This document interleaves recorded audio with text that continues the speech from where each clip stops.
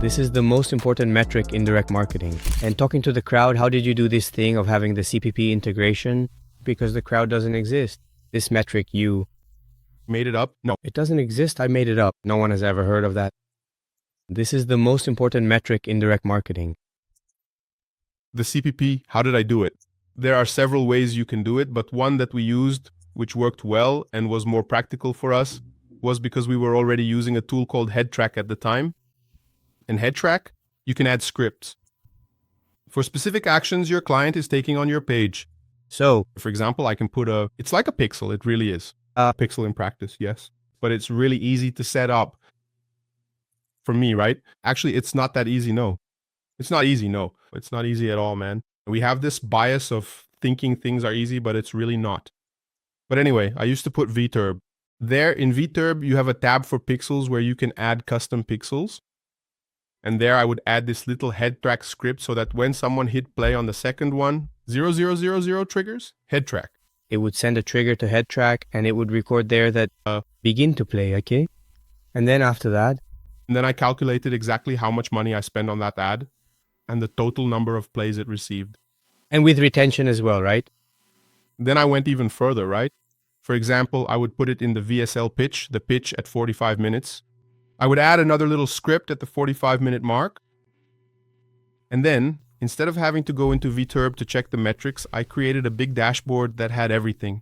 A dashboard, a big table. You Already knew. Then comes that question, but okay, how am I going to see which creative is performing well with retention? exactly. So you would look there like cost per retention. Did you look at that too on a daily basis? Cost per retention. I used to call it cost per pitch. Cost per pitch. Yeah. The pitch, cost per pitch. I looked at that too, and we already had, because what happens? Sometimes the cost per play is good, which was my main metric. At first, so I could sometimes kill off a creative that was messed up. It's the first one I looked at. Eventually, I even created some kind of rule. I created several rules, also using HeadTrack and other tools. But I made this rule that would automatically pause depending on the cost per play.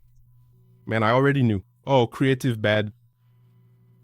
And I didn't just look at the average cost per play, man. If you look at the average will fool you. You have to look at the creative that performed well. Yeah. You need control. You have to have control over the creative that did well and look at how it started out. Don't look at like the entire period. Because over the period that a creative runs for several days, several weeks, it starts to get kind of saturated. Yes. So your cost per play starts to go up. Just like CPC and CPM, it goes up. One kind of reflects the other, right? Yes. Your cost per play keeps increasing. So you can't just look at the end, per play. You have to see what the average cost per play was for the creative at the very beginning. How did it perform in the test? In the following days of the test, after I started scaling, how did it go? It was based on that metric. If it held steady. So it was based on that metric that I set my cost per play cap to turn off a bad campaign. Like, look, I have this campaign with creative X. How is the cost per play in the first 200 rays? The average for the creative that performed well was 8 rays at the very beginning.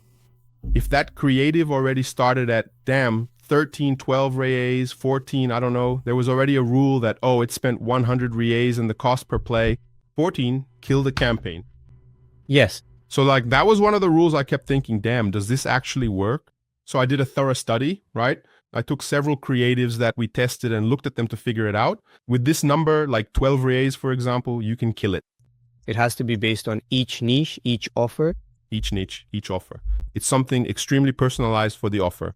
It's not something you can apply to just any offer, especially a new offer. It's difficult. If you already have an average for the niche, then it's great. Like I've already run several offers in the vision niche, memory niche, anyway, any niche. I've already run them, so I more or less know the average baseline for that niche. Then yes, then it works.